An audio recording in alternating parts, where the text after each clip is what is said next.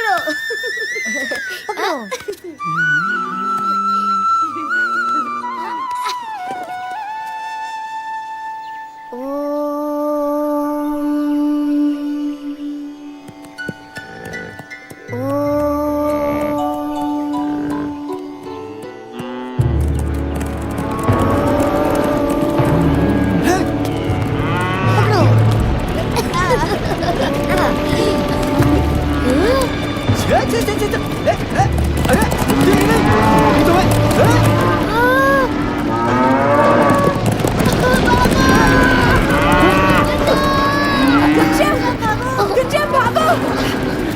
सुखनंदन, अरे गायें हमला नहीं कर रही हैं। मैं गायों को बुला रहा हूँ। जल्दी भागो। चढ़ जाओ पेड़ पे। पेड़ पे चढ़ जाओ। जल्दी पेड़ पे चढ़ जाओ। जल्दी चढ़ जाओ। ऊपर आ जा। ये गायों को क्या हो गया है? इधर इधर इधर, उधर किधर जा रही है? अरे मेरा हुक्म नहीं मानती, मेरी आवाज नहीं पहचानती। आज तुम सबकी खाल उधर दूंगा। ये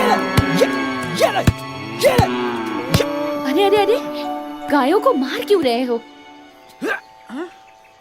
मैं उन्हें जाने को कह देता हूँ।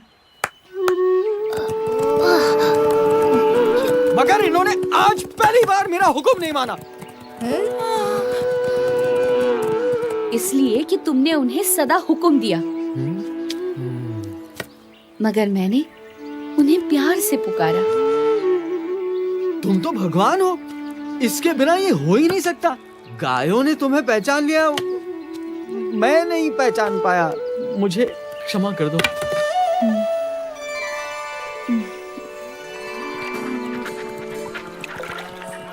घनश्याम प्रभु, मैं चला। चलो चलो चलो चलो, घर चलते हैं, चलो। अरे ये खून कैसा?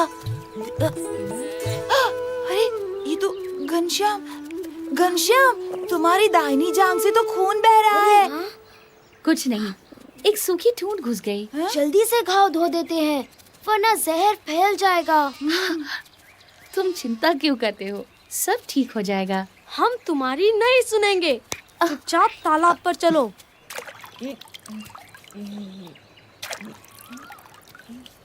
अरे खून तो रुक ही नहीं रहा। घनश्याम को जल्दी से किसी वैद्य के पास ले चलते हैं। वैद्य? अरे पर वैद्य तो यहाँ से कोसों दूर दूसरे गांव में रहते हैं। वहाँ तक पहुँचते पहुँचते तो घनश्याम का सारा खून बह जाएगा। अब क्या करें? जल्दी कुछ सोचना पड़ेगा। इसी बीच देवों के वैद्य अश्विनी कुमार प्रकट हुए, जिनके पास किसी भी प्रकार के घाव का औषधीय इलाज होता है। बच्चों, तरगांव यही है? हाँ। बलदेव दुबे का घर किस तरफ होगा? यहाँ पास में ही है। ये उन्हीं के घर का लड़का है। इसे चोट लग गई है। हम इसका खून रोकने की कोशिश कर रहे हैं, मगर खून रुक ही नहीं रहा है। लाओ, मैं देखता हूँ।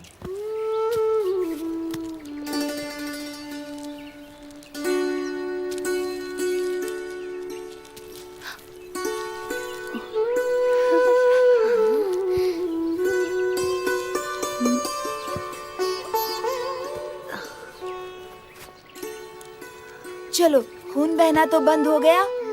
हम भी घर ही जा रहे हैं। आप भी हमारे साथ क्यों नहीं चलते? मैं अब संध्या वंदन करके ही पहुंचूंगा।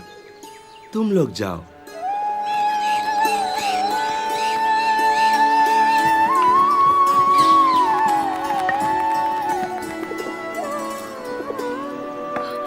अरे हे राम, ये क्या हुआ? कैसे चोट लगी? कहीं गिर गए क्या? कुछ नहीं भाभी, खेल खेल में तो लगती ही रहती है। ये पट्टी भी खेल खेल में ही लग गई। देखो तो।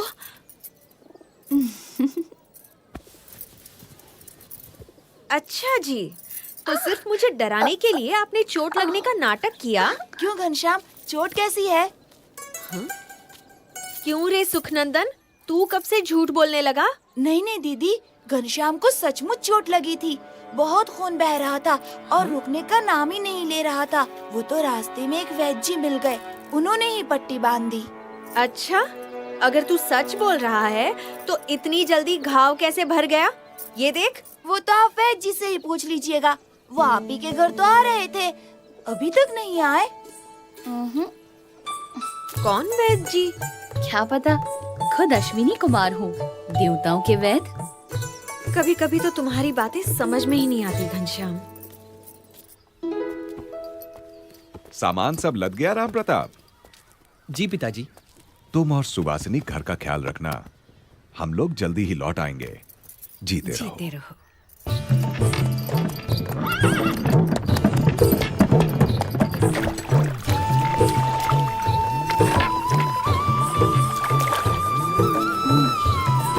और कितनी दूर है? ज्यादा दूर नहीं है।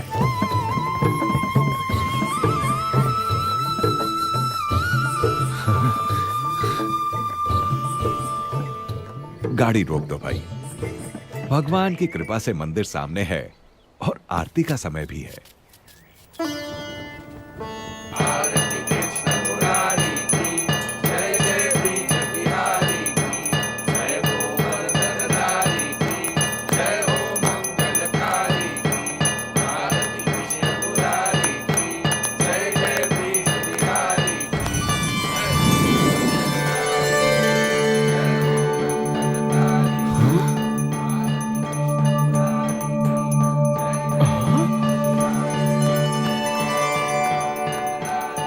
अरे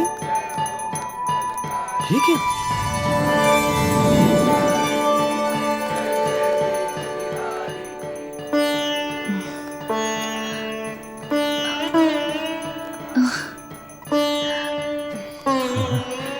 लगता है ठाकुर जी की तरह आप लोग भी मूर्त बन गए।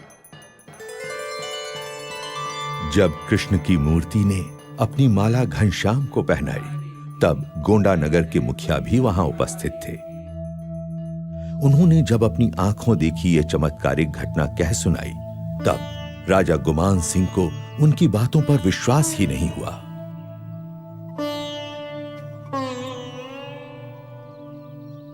ये कैसे हो सकता है मुखिया जी? धातु की मूरत खुद चलकर आई और एक बच्चे के गले में अपनी माला डाल दी। हाँ, असंभव। मैंने खुद अपनी आंखों से देखा था महाराज। मुझे तो लगता है धर्मदेव जी का मझला बेटा घनश्याम स्वयं भगवान है। अच्छा, तो बुला भेजो उन्हें। जी। अगर वो बच्चा सच में भगवान है तो शास्त्रों के अनुसार उसके चरणों में 16 चिन्ह होंगे।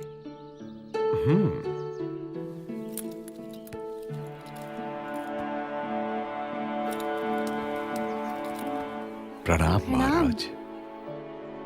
महाराज, यही है मेरा मझला बेटा घनश्याम। घनश्याम, जरा अपने पैर सीधे करके बैठो तो।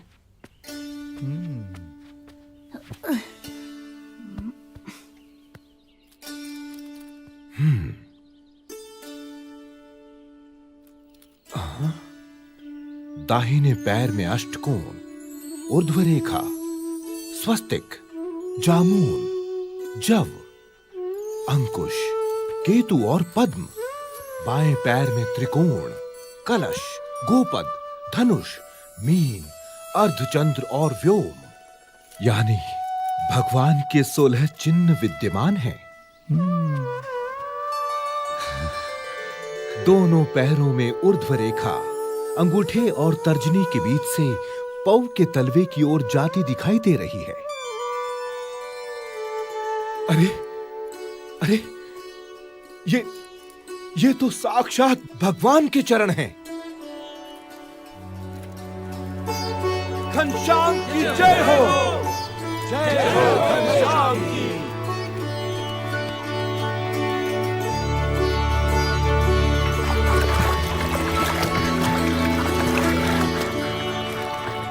काशी, भारत की विद्वत नगरी, ज्ञान की नगरी, शास्त्रार्थ सभाएं यहाँ का नित्य क्रम है।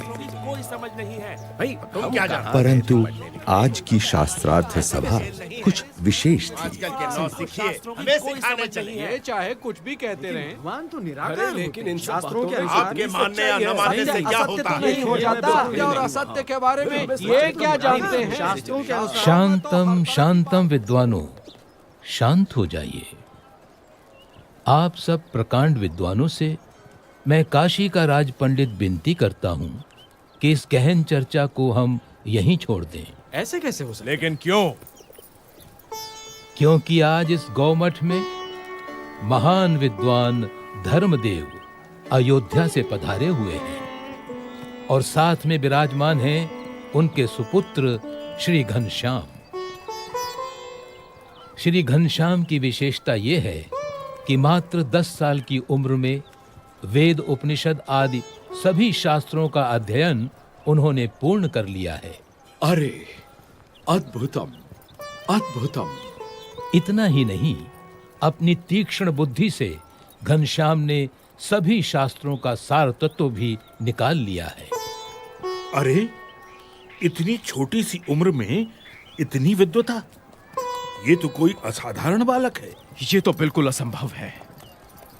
हमारे धर्म में इतने शास्त्र हैं कि उन्हें पढ़ते पढ़ते न जाने कितनी जिंदगियां बीत जाएं।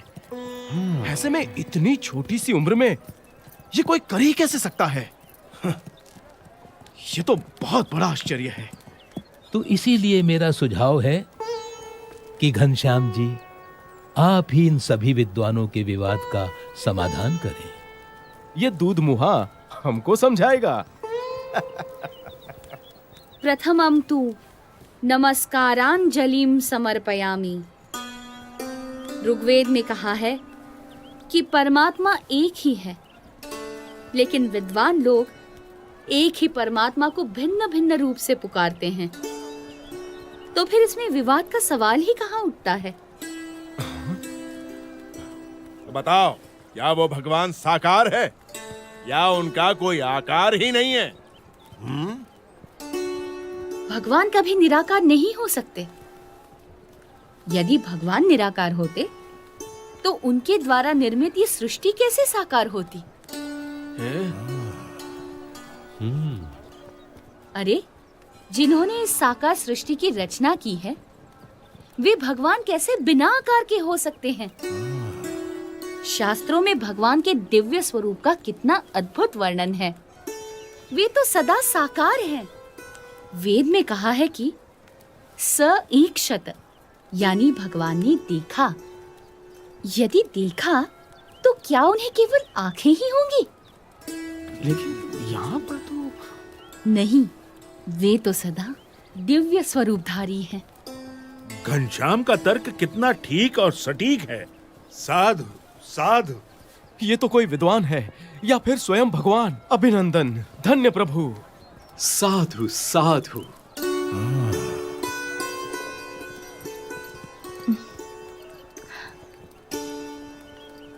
तो आप बताएंगे कि किस साधना से मनुष्य को मुक्ति या मोक्ष मिलता है? मोह का क्षय ही मोक्ष है। इसके लिए जिन्हें मोह ना हो, ऐसे महान सच्चे ब्रह्म स्वरूप संत का सत्संग करना चाहिए। ऐसे संत के सत्संग से ब्रह्मरूप होकर पर ब्रह्म की भक्ति करके ही मनुष्य मोक्ष प्राप्त करता है। उपनिषद में कहा है, ब्रह्म विदाप्नोति परम।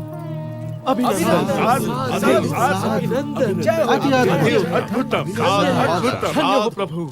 अभिनंदनम। धन्य धन्य प्रभु, आपकी विश्वसनीय वाणी ने सबका हृदय जीत लिया है। यदि हम वर्षों तक चर्चा करते रहते तो भी हम सभी शास्त्रों के सार रूप इस उत्तर तक न पहुंचते, मगर हम जैसे विद्वानों की इतनी बड़ी सभा में निसंशय घनश्याम ने निश्चलता और निर्भयता से ये कर दिखाया है। वो तो सिर्फ परमात्मा ही कर सकते हैं। मैं काशी का राजा घनश्याम प्रभु का सम्मान करता हूँ। बोलो घनश्याम प्रभु की जय। बोलो घनश्याम प्रभु की जय। बोलो घनश्याम प्रभु की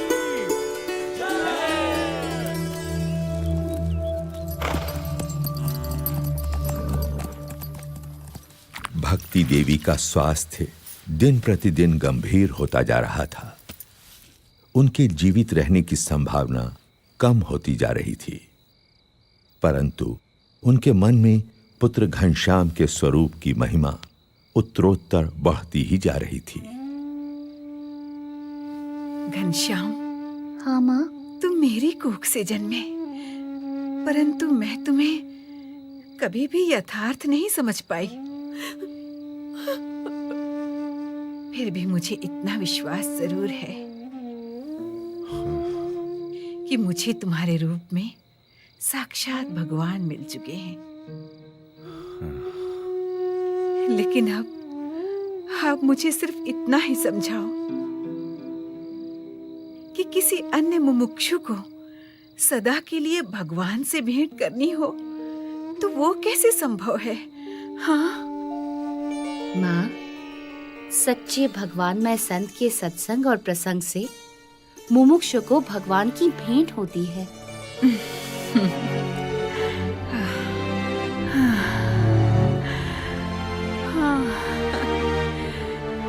घनश्याम,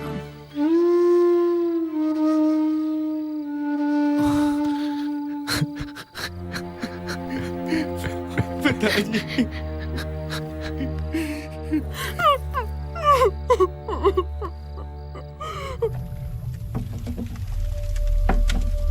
अब घनश्याम के मन में गृह त्याग करने का संकल्प प्रबल होता जा रहा था।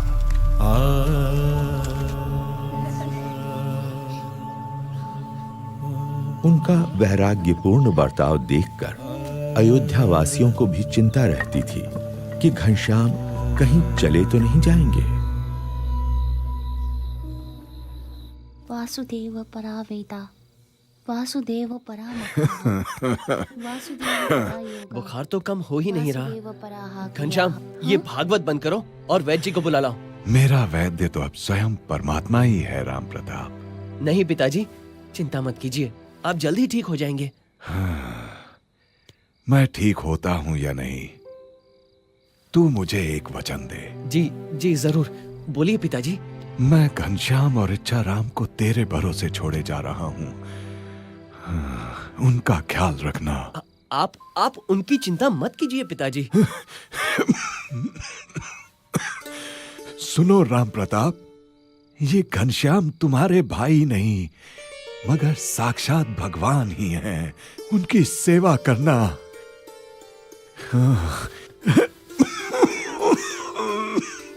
पिताजी, ये लीजिए।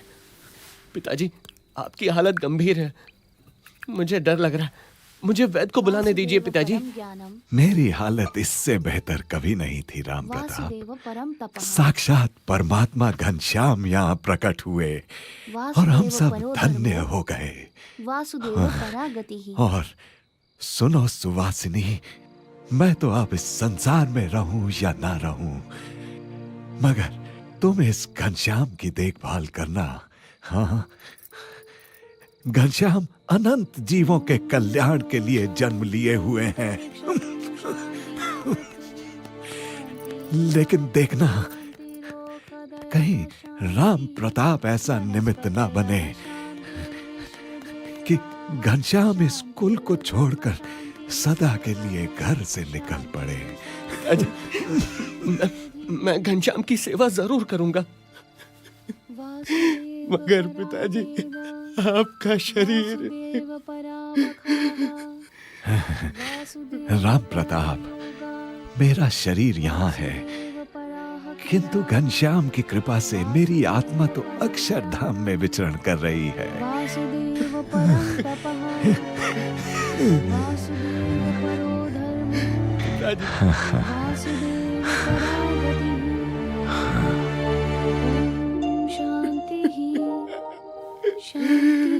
पिताजी, पिताजी,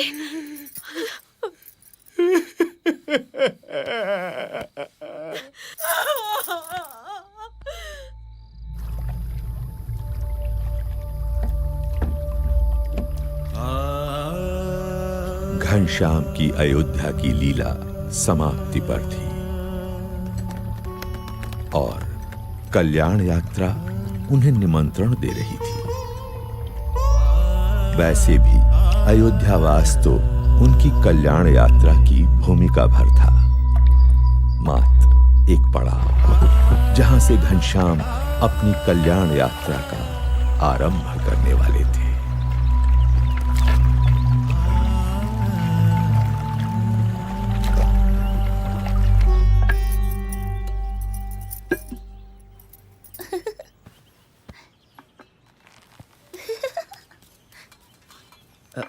घनश्याम कहाँ है? यूं तो रोज सरयू स्नान के बाद घर लौट आते थे, किंतु अब तो पूरा दिन मंदिरों में ही बिताने लगे हैं। ऐसा कब तक चलेगा? पिताजी उसे मेरे भरोसे छोड़ गए हैं। लोग कहेंगे मुझे भाई की चिंता ही नहीं है। अभी खोज लाता हूँ उसे। भोजन तो करके जाइए। नहीं नहीं, अब तो लौटकर उसके साथ ही भोजन करूंगा। अरे रुकिए,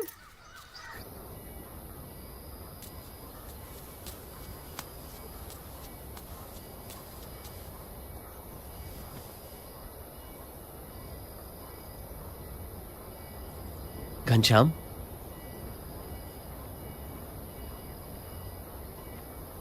पिताजी के जाने का दुख मुझे भी है, मगर इसका यह मतलब तो नहीं कि जीवन भर उसका मातम मनाते रहें। छोड़ो ये उदासी और घर चलो।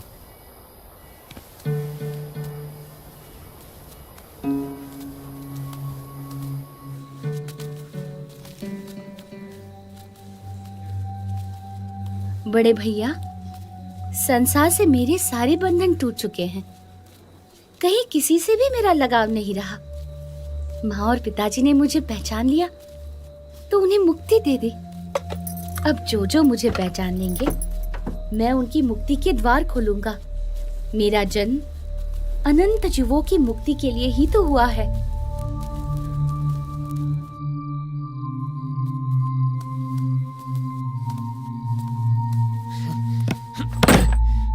मेरे पास तेरी ज्ञान की बातें सुनने का समय नहीं है, समझा? अब से घर के बाहर पैर रखा ना तो तेरी टांगे तोड़ दूंगा।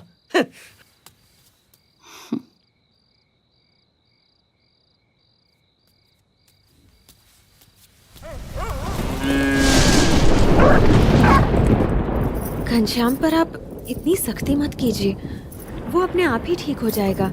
नहीं सुहासिनी, पिताजी के जाने के बाद वो किसी की नहीं सुनता। कुछ भी बोलो तो ज्ञान की बातें करने लगता है। उससे तो बचपन से ही जीवन से विरक्ति रही है। विरक्ति वगैरह कुछ नहीं है सुहासिनी। अभी उसका ब्याह करा दो ना तो सारी विरक्ति, वैराग्य, ये ज्ञान ध्यान रुई की भांति हवा में उड़ जाएगा। तो करवाते क्यों नहीं? हाँ लेकिन वो, हाँ, खंभारिया गांव के निहार मिश्र अपनी बेटी के लिए कब से पीछे पड़े हैं।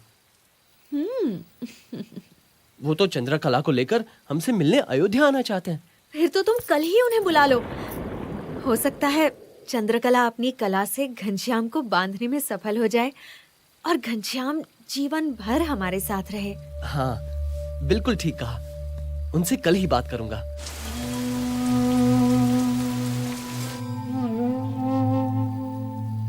चलो भोजन ले लो, रात बहुत हो गई है। तुम्हारे भैया और इच्छाराम तो भोजन करके कब के सो गए।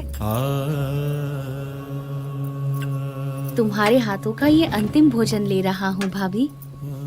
अच्छा देवर जी, तो आपने मेरी और अपने भैया की बातें सुन ली। अभी तो केवल मंगनी आई है, ब्याह लगन तो अभी बाकी है। फिर मेरे हाथों की रसोई को तिलांजलि देना।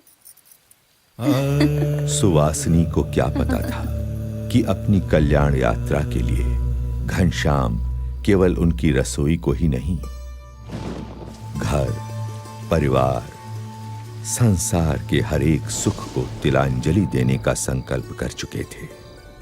उन्हें अपनी भूख से अधिक अनंत जीवों की मुक्ति की भूख की चिंता थी।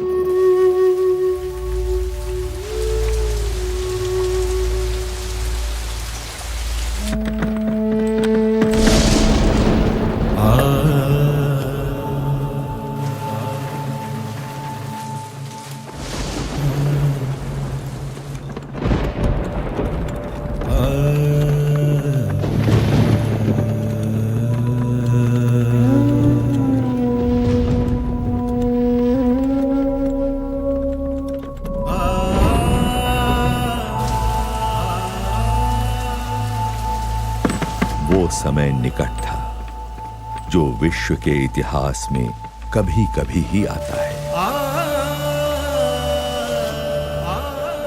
जब कोई संसार के कल्याण के लिए संसार के ही सारे सुखों को त्याग देता है।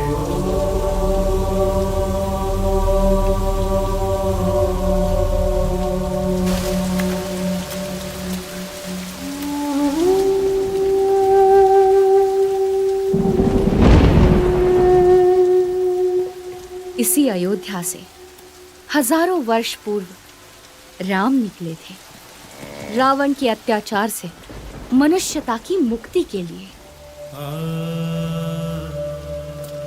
अभी आषाढ़ शुक्ला दशमी विक्रम संवत 1848 की रात का ब्राह्म मुहूर्त है और मैं निकल रहा हूँ अज्ञान के अंधकार से अनंत आत्माओं की मुक्ति के लिए।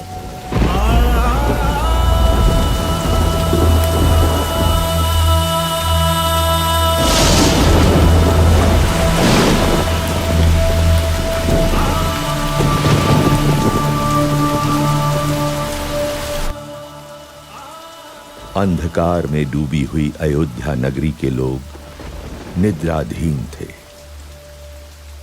मनुष्य मात्र की तरह।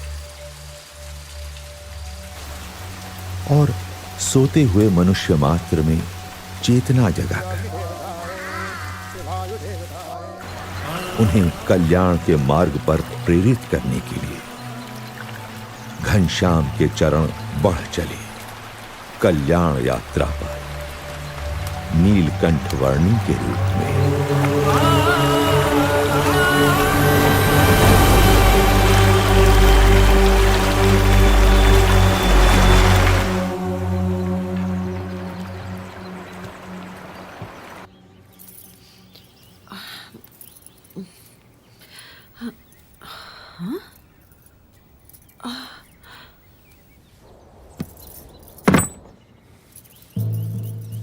अरे घनश्याम कहाँ चले गए?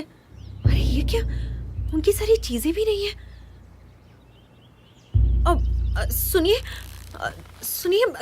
घनश्याम कहीं चले गए हैं क्या? कहाँ गया? ऐसे कैसे चला जाएगा? कहीं वो हमें छोड़कर तो नहीं चले गए? जरा जाकर ढूंढिए ना उन्हें। यहीं कहीं मंदिर में बैठकर कथा सुन रहा होगा या किसी को ज्ञान की बातें सुना रहा होगा।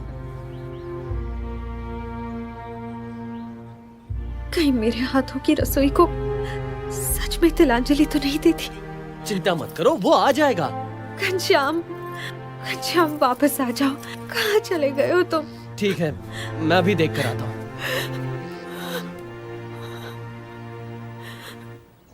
घनश्याम, तो मैंने उनसे घनश्याम, घनश्याम, घनश्याम। सब लोग वहाँ उपस्थित थे। अच्छा, कहाँ गया ये?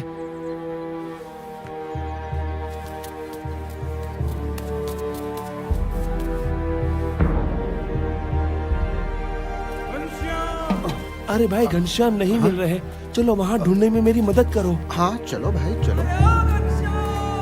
पुजारी जी, घनश्याम नहीं मिल रहे हैं, आपने उन्हें देखा? अरे ओ घनश्याम! घनश्याम! घनश्याम! घनश्याम! घनश्याम! घनश्याम! कहाँ हो? घनश्याम!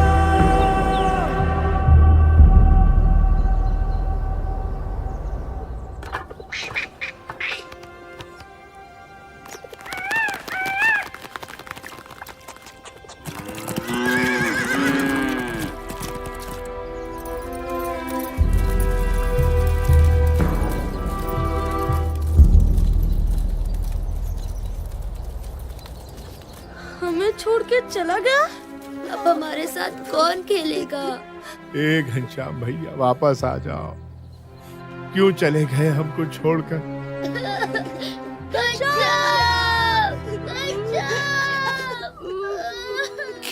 क्या सच में घनश्याम हमें छोड़कर चला गया?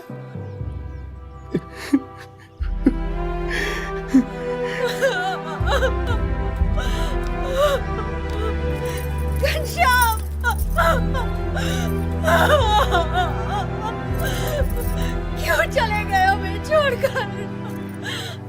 नहीं, मुझे विश्वास नहीं हो रहा। जहां भी हो लौट कर वापस आ जाओ। मैं तुम्हें कभी नहीं डांटूंगा। क्यों चले गए हो मैं छोड़कर?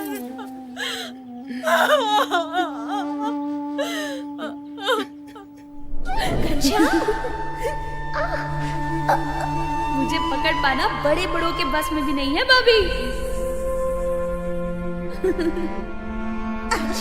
घनश्याम वापस आ जाओ।